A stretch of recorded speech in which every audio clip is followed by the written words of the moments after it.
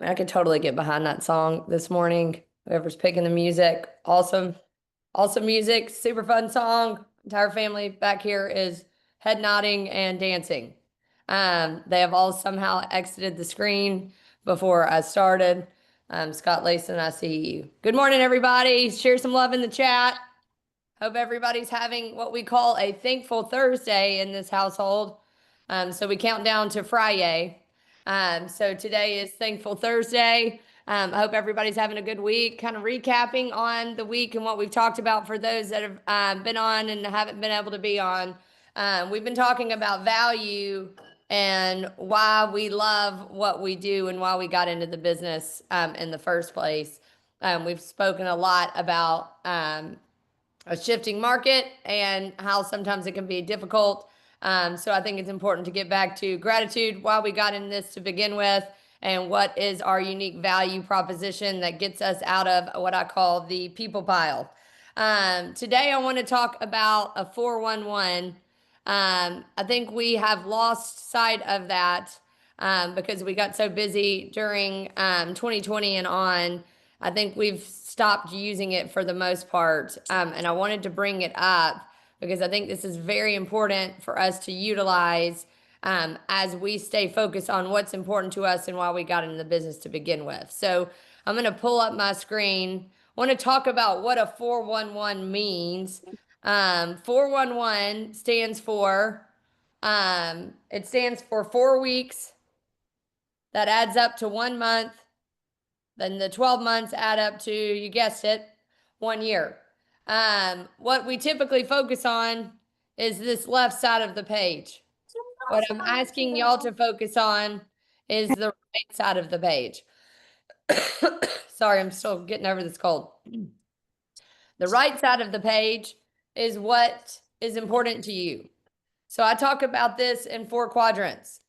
And what I mean, if I was going to do 4 quadrants on a piece of paper, on the left side of the page is my professional goals. Typically, that's going to be my job and my business. And I'm going to talk about what the difference is in that in just a minute. And on the right side are my personal goals, which that can be topics being, if I was going to write it in a quadrant, could be, and y'all can write these down or hit them in the chat, financial, spiritual, your health, your personal growth, whatever that may be for you, and family, or spending time with loved ones, either one. So those are just some ideas on the right side of the quadrant. The cool thing is on the right side, you get to pick what those 2 most important things are to you. On the left side, some of you are going to ask, what is the difference between job and business? My job is when I'm actively working in the business. So typically things that you're going to see in that quadrant. So I've got job as a title in my bottom quadrant here. And what I'm going to see in the job section is how many calls I need to make to connect, how many units, yada, yada, right? On the business side, that is where I'm going to say how many leads I need to generate, what's my economic model, basically the 4 models of the MREA. What's my org chart look like? That is what I'm doing on the business. So when we say working on the business, that's what goes in the 411. The job side is the activities that fuel business. Does that make sense? Can y'all hit it in the chat if you need me to clarify? And if anybody needs me to clarify, let me know because I'm not reading the chat. So I want us to just start with personal side.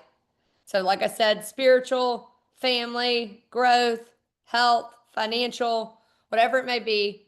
And I'm just asking you to put one thing. And I would love for you to write it right here. So in the personal side of things in life, between now and the end of the year, what is one thing you intend to do so that it would make your year turn around and make it one of the best years yet? So I'm just going to give you an example. Say I want to create a meaningful experience at Disney World. Everybody knows that Disney World is quite expensive. So I'm going to say I want to take my family to Disney and I'm going to go all out. And because I'm not good at math, I'm going to make an easy number here. So I'm going to write Disney up here, and then I'm going to put Disney equals $12,000. So between now and the end of the year, I need to get $12,000 for Disney. Everybody following me? Hopefully you are. So my annual goal is if I need $12,000, I need to save up $2,000 a month, right? So 12,000 divided by 12, I need to save up for Disney Online 1. I need 12,000. For my monthly goal, save up for Disney equals 2,000 a month. And if I'm going to break that down, 2,000 divided by 4 weeks is 500 a week. So what can I cut out in my personal budgeting? I.e., man, I love some Starbucks, and I do love a good burger at Huey's, and I love some Uber Eats. Okay. So I need to cut that out in order. If I'm going to cut out 500 a week, I've got to find out where in my spending habits I can cut that out so that I can hit my weekly goal of 500, hit my monthly goal of 2,000, then be able to take my kids and my family to Disney. Same can apply with reading books.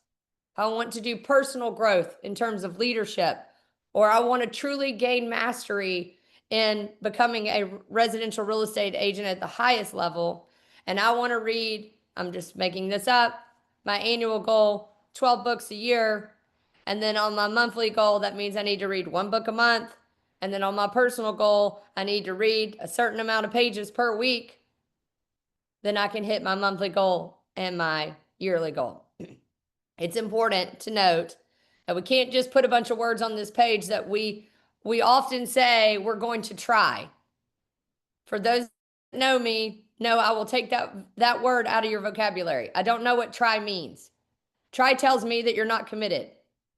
So I'd rather you say, I am going to, or I intend to, than try. And then I need to put a number beside it. I have to measure it. So we call it SMART goals. I want to make sure I can measure that goal so that I could break it down very simply. So cutting $500 out of my budget a week, to me, if I start looking at all the nonsense I spend, I think we all do, I don't think it's as hard as what I think it is. Same thing with reading 10 pages a week, or I'm just making that up, that gets me to 1 book a month. So we have to make sure that we're measuring it. So what I'm asking the homework for today, so I want y'all to print this off. You can go to the one thing, or Kim, Leslie, Angela, somebody, Linda, if y'all can put this PDF in the Facebook group, please, so that everybody can print this out. I want to know what's important to you, and like, let's make real estate fun again. So whatever fuels you, and I need it to be something that you really want, and something that seems very fun for you. I want you to get back to the personal side of the 411 so that we can get excited again and we can drive from June, because we're in mid-year, guys, from June to the end of December. I want to know you hit this one thing, and it's just one thing. I don't want you doing multiple things. That is extremely important to you between now and the end of the year. I know some of you haven't seen this tool. Again, I'm going to repeat it. A 411 stands for 4 weeks, 1 month, 1 year. If you're a leader of an organization, if you're leading, I know a lot of us have separate businesses. You want to know how the best way to help your people, it's a 411. A lot of people have asked how we have an expansion team. It's a 411 because I want to know deep down what is important to my people, and I want to help them get it. And the only way I can do that is understanding what's on the right side of the page. I'm not saying the left side isn't important. We'll get there. But right now I'm trying to hashtag make real estate fun again. And I want y'all to get really clear on what's important to you. What are y'all hearing from that? Somebody put it in the chat or unmute yourself. You may already have it. Talk to me, good people. I need to get back to it. And I always redo it every time I don't know why. I always just start over. I struggle with that and keeping it. Well, I think we struggle with it because what do? We typically have 15 items on there. Like, Yeah, instead of one to thing. get really clear about one thing that is extremely important to you that you would wrap up the year and say, I just turned around my entire year and I just made the year?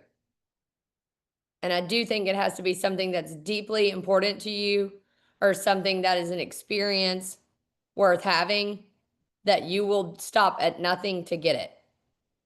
And every Sunday night, I'm going to look at my 411 and the weekly item, and it has to be blocked on my calendar. So if I'm going to find $500 somewhere, I need to go find $500 somewhere. I need to either make it happen, tell my kids I'm going to make it rain, i.e., I better go find a deal. I better go. We go to Coinstar. I love me some Coinstar. I'll go do that. I'm going to find a way to $500. I'm either going to cut it out or I'm going to gain it. If there's a will, there's a way if you want it bad enough. Anybody else? Linda, thank you for sharing that. I think it It, goes back to that we overshoot our success and undershoot how long it takes us to get there. And so that's what the 411 means to me. It's like stop thinking, oh, we can hit that number, and then now we're down to June or July going, okay, now we can hit it in a matter of 6 months instead of doing it intentionally month by month. And I think is the passion there? Is it something that inspires you to move? Like, Yep. regardless, like no roadblocks will get in your way because it is so important to you to keep that commitment. Sandretta, you're about to say something? Linda, somebody? Oh yeah, I was gonna I say was Sandra. just gonna say, I'm still doing the 12-week year, Mm-hmm. and so this right here rolls right into the 12-week year. Yep. It's 100%. like one and the same, and it works if you work it. You just gotta work it and stick with it, and doing it. Recapping every night and having that space once a week is crucial. Linda, thank you, Sandretta. I totally agree. It's a sprint, right? We're sprinting towards the thing that's most important to us. Guys, if you don't know what fuels you, it's going to be really hard to refuel you. So if you want to make real estate fun again, then you have the opportunity to. I want to know what inspires you so much that you will stop at nothing to get it. And I don't want it to just be a deal. I want to know what that deal will fund for you in your life so that you can either get time with a loved one or take an experience or whatever it may be.